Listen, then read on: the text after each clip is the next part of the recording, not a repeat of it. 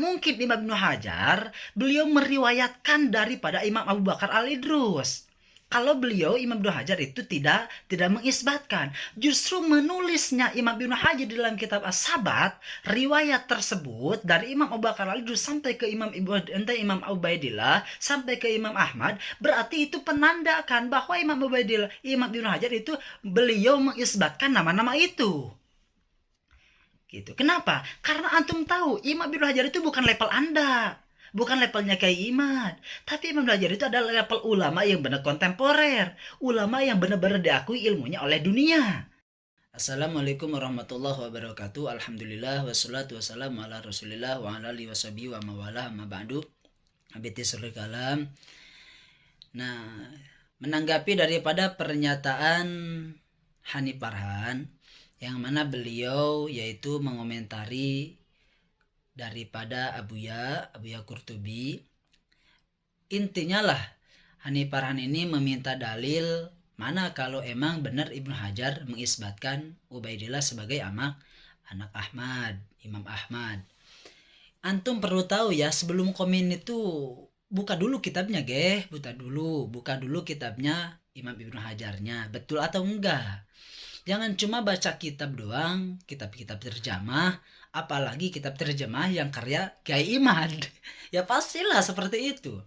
Jadi kalau jangan fanatik buta lah, intinya jangan fanatik buta. Ingat ya, ingat kisah antara Imam Abul Hasan Al-Asy'ari dan juga Imam yaitu dengan gurunya yaitu Imam Jubai. Kalau sesat ya udah kita ambil yang benar gitu. Intinya mah. Dan antum harus tahu bahwa Kiai Imad itu dulu pada saat nangtang 3 hari 3 malam, beliau itu sebetulnya mengakui bahwa Imam Ibnu Hajar itu mengisbahkan nama Imam Ubaidillah. Hanya saja setelah banyak yang mendebat, dia pindah gawang, dia pindah cari jalan lagi sampai akhirnya kan seperti ini antum. Artinya katanya Ibnu Hajar tidak mengisbatkan Imam Ubaidillah sebagai putra Ahmad. Akan tetapi itu cuma menceritakan ikhbar. Anda baca dulu kitabnya, makanya yang jeli, pikirannya hilangkan dulu dari pikiran-pikiran yang negatif. Coba Anda lihat di dalam kitab As-Sabat, Imam Ibnu Hajar mengatakan wahwa itu Imam Abu Bakar Al-Idrus wa illam alqahu aidon, sekalipun saya tidak bertemu dengannya. Artinya apa? Berarti Imam Ibnu Hajar mengakui bahwa Imam Ibnu Hajar tidak pernah bertemu, tidak pernah ngambil sanad ilmu langsung kepada Imam Abu Bakar Al-Idrus. Akan tetapi lakinni lakitu kasiron min talamidati, saya ini kata Imam Ibnu Hajar bertemu dengan banyak santri-santrinya beliau. Jadi Imam Ibnu Hajar bertemu dengan santri-santrinya Imam Abu Bakar Al-Idrus.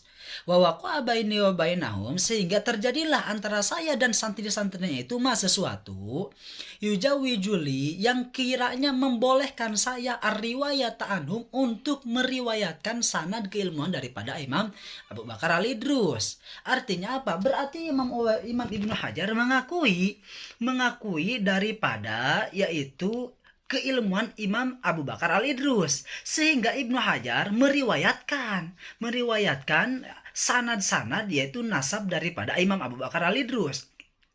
Selevel Imam Ibnu Hajar, kalau Imam Ibnu Hajar benar beliau tidak mengisbatkan, tidak menetapkan, bahkan beliau membatalkan nasabnya Abdullah putra Ahmad yang datuk daripada Imam Abu Bakar Al-Idrus, mana mungkin Imam Ibnu Hajar beliau meriwayatkan daripada Imam Abu Bakar Al-Idrus.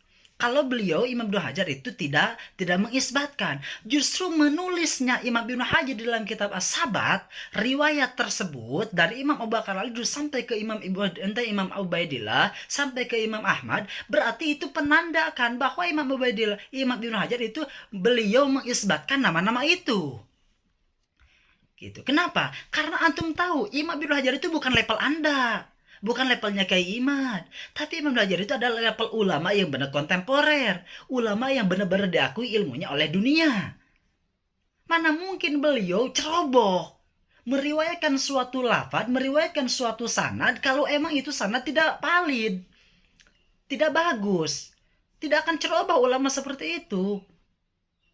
Gitu ya. Satu.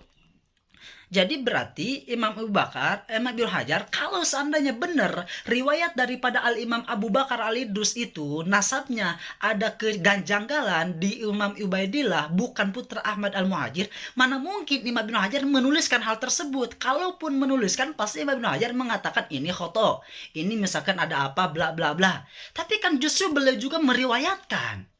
Bahkan lihat di dalam buka kitab yang lain, masih kitab As-Sabat, buka di halaman yang lainnya. Beliau menegaskan, memberikan contoh kepada kita bahwa beliau juga menegaskan bahwa beliau juga mengisbatkan nama Ubaidillah. Mana? Salah satunya ya, berarti beliau meyakini bahwa Imam Abu Bakar Al-Idrus itu sebagai duriah Nabi, sedangkan Abu Bakar Al-Idrus itu adalah duriah daripada Imam Ubaidillah, putra Ahmad. Mana? Lihat. Di dalam kitab As-Sabat, As-Sanadul Imam Abi Bakar Al-Idrus Al-Adna fi Lubsil Khirqah, sanad keruntuhan daripada Imam Abu Bakar Al-Idrus di dalam Lubsil Khirqah, kata Imam Ibnu Hajar, li aidon. Lihat. Kalimat pertama yang dipakai Imam Ibnu Hajar itu adalah li aidon. Saya juga punya. Punya apa? Fil lubsil khirqah, di dalam masalah lubsil khirqah, tariqatun ukhra, punya perjalanan yang lain yang mana pigoyatil fakhamah, dengan perjalanan yang ini, tarikat yang ini benar-benar sangat muncak, sangat bagus, sangat totalitas di ujung keagungannya. Jadi Imam Hajar mengatakan bahwa saya punya sanad yang benar-benar istimewa karena wadhalika li'annaha anil kutbil kabir. Kenapa ini torikot yang ini sampai memuncak keistimewaannya? Li'annaha, karena yang torikot ini perjalanannya anil kutbil kabir, dari wali kutub yang kabir. Bahkan wal alami syahir, yang benar-benar berilmu, bukan alim ya, tapi wal alami syahir, bahkan as-syahir yang benar-benar masyhur, viral. As-Said As-Syarif. Lihat, Said Syarif itu kan udah jelas. Udah jelas As-Said As-Syarif itu kan turunan siapa? Kan duriah Rasul. Bahkan antum juga, kelompok-kelompok seperti antum juga, kalau Said Syarif itu kan mengakui. Nah ini Imam Ibnu Hajar juga mengatakan As-Said As-Syarif Al-Hasib An-Nasib. Siapa? Abi Bakar Al-Idrus, Al-Imam Abi Bakar Al-Idrus. Ini kok masih mau dibilang enggak menisbatkan juga, enggak mengisbatkan juga Ibnu Hajar kepada Imam Ubaidillah sebagai anak Ahmad bin Isa gitu kan. Jadi masih lucu gitu ya, sampai bisa menentang para ulama hanya dengan kaidah bahwa Imam Ibnu Hajar itu cuma ikhbar, bukan mengisbatkan. Justru Imam Ibnu Hajar ini sebagai ulama, beliau pasti, mana mungkin beliau memberikan gelar cucu Rasul, duriah Rasul dengan As-Said As-Syarif, kalau Ibnu Hajar tidak mengakui bahwa beliau itu adalah turunan Imam Ubaidillah, turunan Kanjeng Baginda Rasul. Justru beliau memberi gelar As-Said As-Syarif itu, panggilan beliau kepada Al-Imam Abu Bakar Al-Idrus, berarti tanda beliau mengagungkan kepada Abu Bakar Al-Idrus, dan sekaligus beliau mengakui bahwa beliau itu adalah, Imam Abu Bakar itu adalah keluarga daripada duriah baginda Rasul, yang dimana dari Abu Bakar Al-Idrus sampai ke baginda Rasul ada yang namanya dengan Ubaidillah. Gitu. Paham gak? Dengan kata As-Said As-Syarif itu sudah mewakilkan bahwa Ibnu Hajar itu, beliau mengatakan hal demikian, memanggil kepada Al-Imam Abu Bakar dengan panggilan gelar As-Said As-Syarif, berarti itu Ibnu Hajar memberi contoh kepada kita, beliau juga mengakui kepada Abu Bakar Al-Idrus dengan panggilan Said Syarif. Berarti kita tinggal contoh Patabi Solihah, masalah apa? Tinggal ikuti Imam Ibnu Hajar. Masa dengan kata tersebut antum mengatakan bahwa Imam Ibnu Hajar tidak mengisbat? Loh, masih bingung ya? Tapi terserah Anda lah. Mungkin itu mah pemikiran Anda. Tapi coba Anda pikirkan. Imam Ibnu Hajar, sekelas Imam Ibnu Hajar mengatakan hal demikian, memanggil kepada Al-Habib Abu Bakar itu dengan As-Said As-Syarif. Lalu disebutkan oleh Anda ini cuma mengikhbarkan, bukan isbat. Bodoh amat lah itu. Tapi coba Anda pikir yang jeli, yang jernih ya. Itu ulama yang konsisten di dalam pengakuannya, tidak seperti antum. Mohon maaf karena ya jangan dibiasakan membaca kitab itu, jangan dibiasakan dari terjemah, baca kitabnya. Yang ketiga, Yang ketiga, baca masih di dalam kitab itu sampai Imam Ibnu Hajar mengatakan wal nahtim bi tariqatin jalilatin aliyatil miqdar. Kata Imam Ibnu Hajar ketika membicarakan hal tersebut, kata Imam Ibnu Hajar, saya akhiri ini dengan tariqatin jalilah, perjalanan yang agung, aliyatil miqdar, yang benar-benar tinggi derajatnya. Kenapa hal demikian? Kenapa ini disebut tariqah jalilah? Kenapa disebut aliyatil miqdar? Li'anna ma syayakhoha, karena yang perjalanan ini guru dari gurunya itu min awalin ila muntahum, dari awal sampai akhirnya itu min alil baiti, dari keluarga baginda Rasul. Coba Anda artikan alil bait itu siapa? Masa iya Anda bisa mengartikan alil bait cuma apa tuh? Cuma keluarga rumah doang gitu. Kulun an abihi, itu semuanya dari bapak, jalur bapak.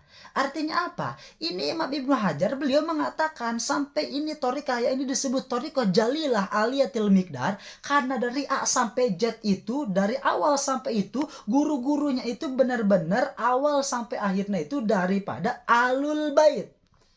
Berarti apa? Ibnu Hajar mengakui. Jadi konsisten dong. Ibnu Hajar itu mengakui dengan hal demikian, itu sudah memberikan itibar, memberikan contoh kepada kita. Selevel Ibnu Hajar juga beliau mengatakan hal demikian, memanggil dengan As-Sa'id Asy'ari.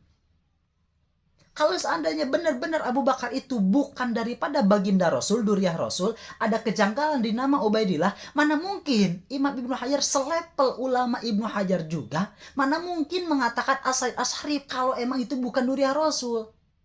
Dan juga mana mungkin Imam Ibnu Hajar memberikan gelar As-Sa'id Asy'ari kepada Imam Abu Bakar kalau Imam Ibnu Hajar menafikan. Paham gak Anda? Jadi seperti inilah. Jadi dalil Anda itu seperti itu. Ibnu Hajar itu tidak menafikan, tidak mengisbatkan, cuma ikhbar doang. Kelompok-kelompok ada itu dalilnya seperti itu. Seperti Syekh Nawawi. Syekh Nawawi itu bukan mengisbatkan nama Ubaidillah, tapi cuma menyebutkan doang. Cuma apa tuh? Cuma ikhbar doang. Seperti di dalam kitab Safina atau dalam kitab Ukudulujan itu cuma memberi ikhbar kepada kita. Justru itu mewakilkan bahwa beliau itu adalah mengakui. Kalau emang misalkan beliau tidak mengakui, pasti beliau itu sebagai ulama pasti tidak akan menyumputkan. Tidak, pasti beliau itu mengutarakan bahwa ini ada kejanggalan di bla bla bla. Tapi kan enggak, justru beliau juga meriwayatkan, mereka para ulama itu meriwayatkan daripada keabsahannya, daripada yaitu Habib Duriyah baginda Rasul. Seperti itulah. Cukuplah, tinggal silakan Anda bagaimana pandang aja bagaimana dalil-dalil mereka yang dikeluarkan. Jadi mohon maaf ya kepada Hani Farhan, ingat ya, luhumul ulama samul qatil. Dagingnya para ulama itu racun yang mematikan. Ya, antum jangan, kalau mau komentar, kalau mau komen, lihat dulu kitabnya. Lihat dulu, baca dulu bagaimana, jangan cuma melihat terjemah doang. Ya, jangan sampai Anda mempunyai sifat munafik. Itu ngomong mah bla bla bla bla, siap di debat bla 3 hari 3 malam, kan faktanya nggak ada. Coba kalau dari dulu, bukan ingin mencari kericuhan, tapi benar-benar ilmiah. Dulu juga udah beres, tapi kan ini apa? Fakta jadi manjang.